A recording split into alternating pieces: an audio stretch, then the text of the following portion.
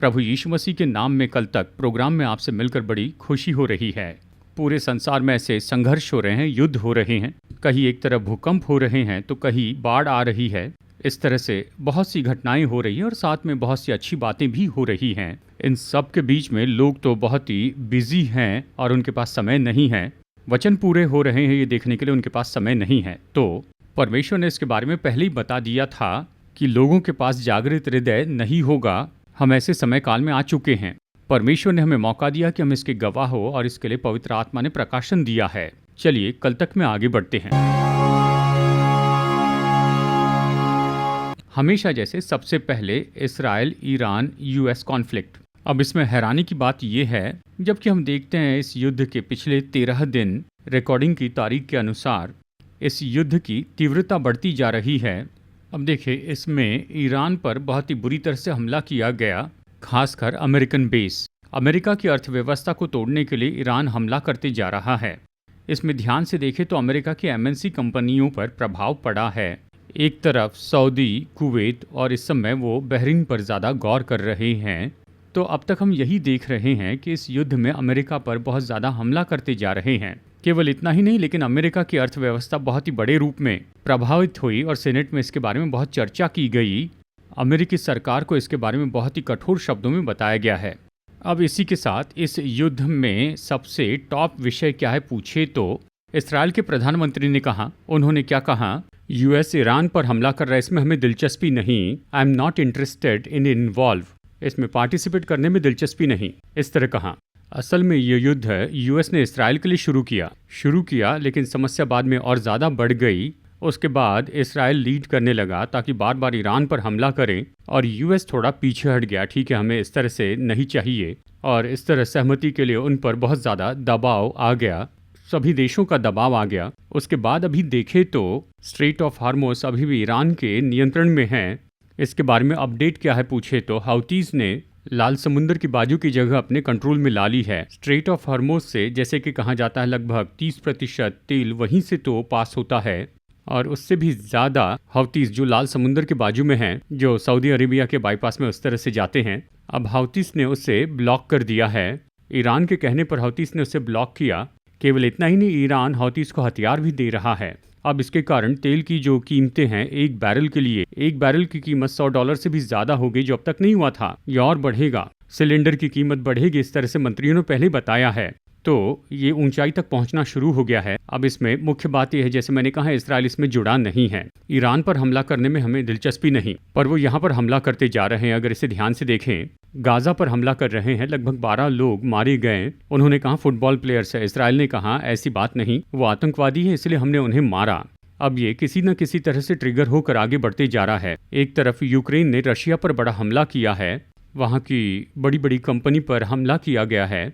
Russia अब तक इतना धीरज धरे है, मेरे हिसाब से ये तो एक विचार है। वो क्या है, परमेश्वर ने कहा मैं तुम्हें घुमा ले आऊँगा, यहजकेल 39:2 में। अब रशिया ऐसी जगह पर आ चुका है कि वो बहुत बड़ा हमला करेगा।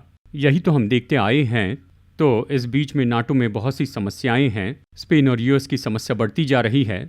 अब वहाँ यूके ने क्या किया अगर ये पूछे तो, यूएस को अपना बेस उपयोग करने दिया। वी आर इन वॉर, हम युद्ध में हैं, इस तरह यूएस के साथ अनाउंस किया। मैं इसलिए बता रहा हूँ, यहजकेल 38:13 में तर्शीश के व्यापारी शब्द आया है। ये ब्रिटिश के बारे में बताया गया, यूके के बारे में बताया गया, और वो भी इसमें इन्वॉल्व हो गए हैं। तो इस समय हम लोग इसी समय काल में हैं जिसके बारे में वचन हमें यहाँ पर बता रहा है। ये तो अटल बात है। मैं इसके बारे में अपडेट्स, प्रभु के आगमन में देरी हुई तो अगले कल तक प्रोग्राम में आपको बताऊंगा। चलिए एक और महत्वपूर्ण विषय को हम यहाँ पर देखते हैं।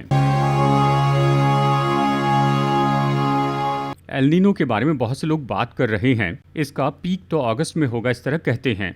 इसलिए जून महीने में इतिहास में देखा जाए तो ये 5वें नंबर का सबसे सूखा जून महीना रहा। जुलाई इससे भी कहीं ज़्यादा होगा, इस तरह कहा था। अभी देखा जाए तो वो कहते हैं कि अगस्त तो बड़ी पीक पर होगा, ये तो सबसे बुरी दशा में होगा। कहा जाता है कि 39% वाटर लेवल कम हो चुकी है। हर साल के अनुमान के अनुसार इस साल 39% वाटर लेवल कम है कहते। इसमें बहुत से तालाब और झील सूख चुकी हैं। तंजावुर के आसपास देखे तो वो कहते हैं कि सब ड्राई होते जा रहा है। अब देखिए, जबकि मैं आपको समझ में आए इस तरह से बता रहा हूँ, साधारण रूप में 40 डिग्री से ज़्यादा तापमान है हर जगह पर फील्स लाइक 45 इस तरह से है, 35 37 होने पर फील्स लाइक 45 है। सामान्य लोगों को रात के समय में सोने में भी बहुत मुश्किल हो रही है।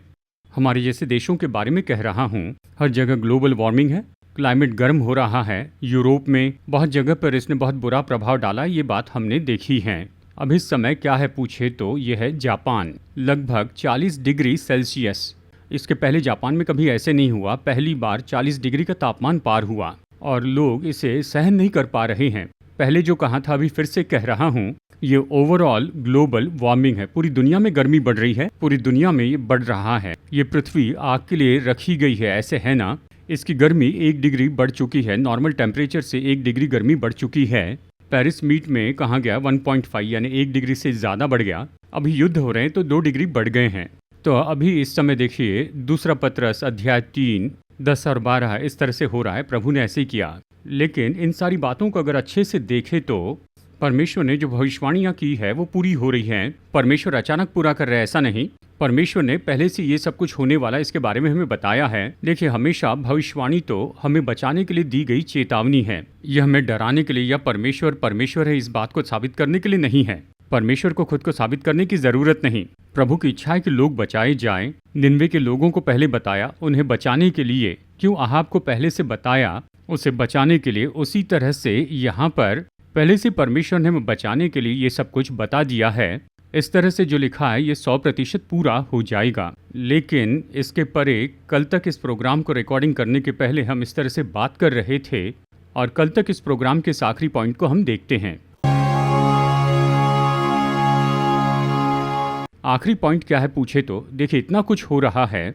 ये तो संसार के हिसाब से संसार में होने वाली बातों की सीरीज है। ग्लोबल वार्मिंग है, एल नीनो है, वॉर है और साथ ही इकोनॉमी की भी बात है। अब देखिए इतना सचेत होकर वो डेटा देते जा रहे हैं। वो इस तरह से बता रहे हैं कि हम तो बुरी परिस्थिति में से होकर जा रहे हैं, हम युद्ध में से होकर जा रहे हैं। बहुत से विषय कहते हैं कि आपने इस तरह से पवित्र कलीसिया को देखा है। पवित्र कलीसिया, मैं किसी कलीसिया के बारे में नहीं कह रहा हूँ। पवित्र कलीसिया यानी मैं किसी डिनोमिनेशन या चर्च के बारे में नहीं कह रहा हूँ। मैं कह रहा हूँ हम विश्वासी के बारे में। मैं यहाँ पर कलीसिया यानी केवल विश्वासियों के बारे में कह रहा हूँ। अब क्या हम में इन सारी बातों के बारे में किसी तरह की सचेतता है? अब देखिए संसार में जो जागरूकता है, हम में ये सचेतता नहीं है। बाइबल हाथ में रखने वाले लोगों में ये सचेतता नहीं। हाल ही में मुझे मौका मिला कि मैं प्रभु के एक दास से बातें करूं। उनकी बात मैंने ध्यान से सुनी। पिछली पीढ़ी जो गई उसके बारे में मैं विचार करता हूं। 1980 से 2000 तक या 2010 तक प्रभु कैसे दास, और इस पीढ़ी के पहले की जो पीढ़ी थी उन्होंने पवित्र लोगों की, परमेश्वर के दासों की सही पीढ़ी तैयार की थी और फिर उन्होंने सेवा करके हमारी पीढ़ी को तैयार किया है और हमारी पीढ़ी इस तरह से तैयार हुई है। अब ये 2010 से 2026 तक के ये 15 साल या 26 साल देखिए, सामान्य रूप में कह रहे हैं कि कलीसिया तो बहुत ही बुरी दशा में चली गई है। देखिए कलीसिया की सदस्यता बढ़ चुकी होगी, कलीसिया में आने वाले विश्वासियों की संख्या बड़ी होगी, लेकिन मैं तो क्वालिटी पर बेस करता हूँ। स्पिरिचुअल क्वालिटी, क्या आप इसमें बढ़े हैं? विश्वासियों को अपने विवेक में पता है, विश्वासी ये जानता है हम आत्मिक रीति से नहीं बढ़े, हम बुरी दशा में आ चुके हैं। एक समूह, बाइबल जैसे कहती है, जो पवित्र हैं और भी पवित्र बने। एक समूह आत्मिकता में बहुत बढ़ गया है, पर ज़्यादातर लोगों में इसकी कमी है। क्यों उनमें ये विचार नहीं है? इतने तो भी विषय हैं, लेकिन 30 साल पहले ऐसा कुछ भी नहीं था। इस तरह के युद्ध नहीं थे, एल नीनो नहीं था, ग्लोबल वार्मिंग नहीं था, इतना बड़ा अकाल, इतने भूकंप। 25 साल में इतने भूकंप आ चुके हैं।